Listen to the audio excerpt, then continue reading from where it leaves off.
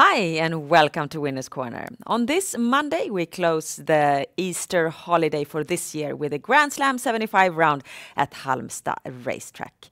Mike, what do you think of the round when you look at the starting list? It's a tricky round. It's very difficult to find good bankers and especially good outsiders, but I've got a good feeling about a couple of the outsiders that I've got for us. Okay, then let's go straight to business, and we do so by diving into race 6.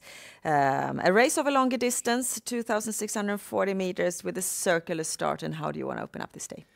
Well, I'm going to go against the favorite here. I think number 4, Garçon Above, will go off as second or third favorite, but he's definitely my first pick here. Garçon Above, very convincing second to last time when he started out in the third row behind the gate, cleared around the field and over the long final stretch there. He proved the toughest. So great finish there. Then last time he went off stride and came back very strong over long distance. So he's in great form. I'm a little bit concerned about the number here, about the post.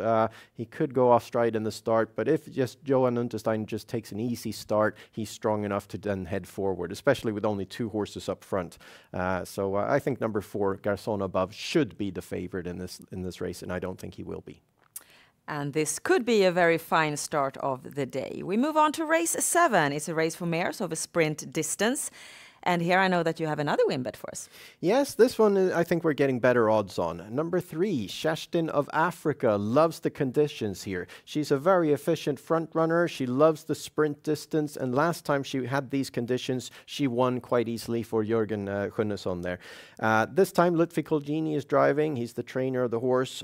We all know that he loves to head forward. I think he's going to head for the lead right away. And over the sprint distance, I think she'll prove pretty difficult to catch here. So another win bet there in race 7. We move on to race 9. And here is another race over sprint distance, 1,640 meters. And it looks like quite an even race, this one.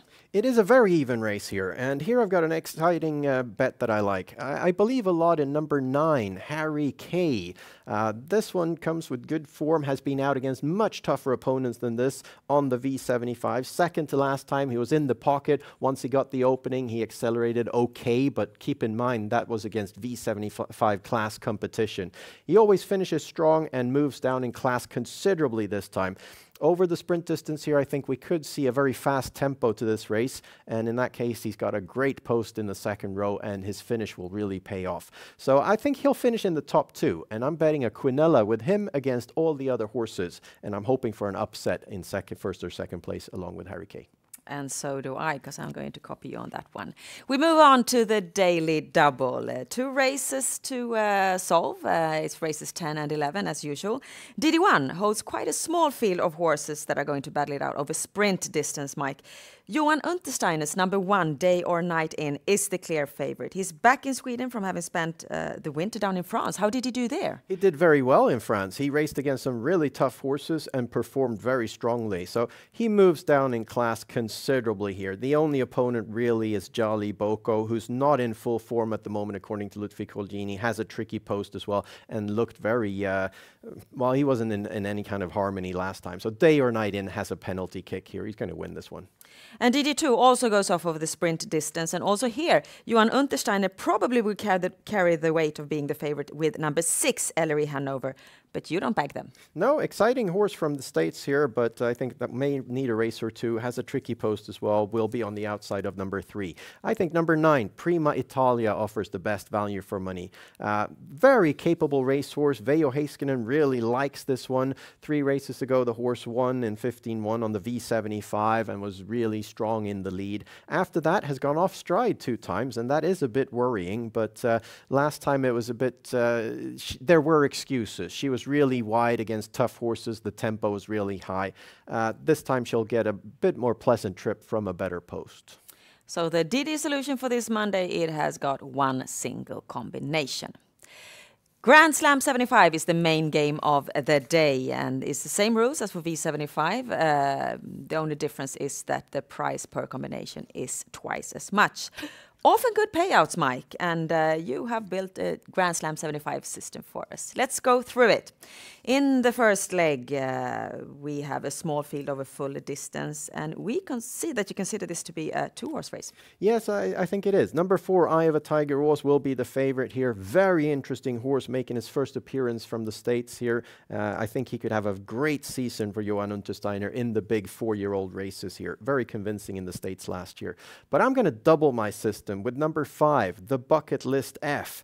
This one came back to the track after winter training last time, and I must say, impressed me. Very nice finish over the final stretch against some pretty good horses, and looked wonderful as he crossed the finish line there. So I think the Bucket List F is definitely worth doubling your system with.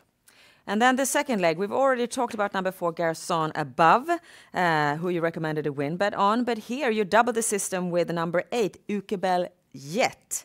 Want to say something about this horse? Yeah, good form, very nice last time, and then has a great post here, the number 6 with a 20-meter handicap and only 2 horses up front. So if Konrad Lugauer manages to maneuver correctly in the start here, he could get a flying start and head for the lead into the first turn already. And in that case, of course, it will be a bit more difficult for Garçon Above. But I think with those 2 up front, everybody else will have a difficult time at least. We've already talked about your banker, number 3, Kerstin of Africa, in the third leg, so let us instead spend some time on the fourth leg. It's a race for amateur-trained horses over long distance. Do you think in general that it's more difficult to predict these races than it is when the horses are trained by amateurs than when they're trained by professionals? Well, I wouldn't go so far. I would say amateur drivers make a bigger difference. The amateur trainers in Sweden have a very high, are generally very good, have good knowledge and have a very high quality. So there's not much difference between the bigger amateurs and the professionals in Sweden. Anything about the horses you chose there?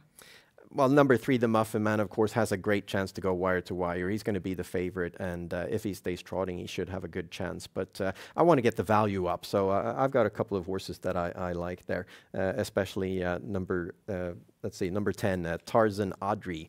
Nice value on that one.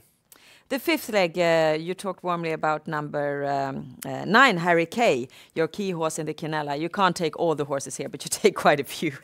And then with your the last 2 legs, you stick with your banker there, number 1, Day or Night in the 6th leg. And obviously you don't trust your banker from DD2, number 9, Prima Italia, because you marked 6 horses in the last leg. Yeah, that's simply because it's a very open race. I think the tempo may be very high here, and there are question marks to all the favorites. So it could be worthwhile having a couple of outsiders here in the last leg, because the value will go up immensely in case the 3 favorites fail for some reason. Let's sum it all up. It all ends up with 480 combinations for this Monday's Grand Slam 75 system. Thank you for today, Mike. And thank you out there for watching. And of course, you find out more information about Swedish trotting and horse betting at our website, swedishhorseracing.com. And with that, we wish you the best of luck with your bets to this Monday race day. Bye-bye.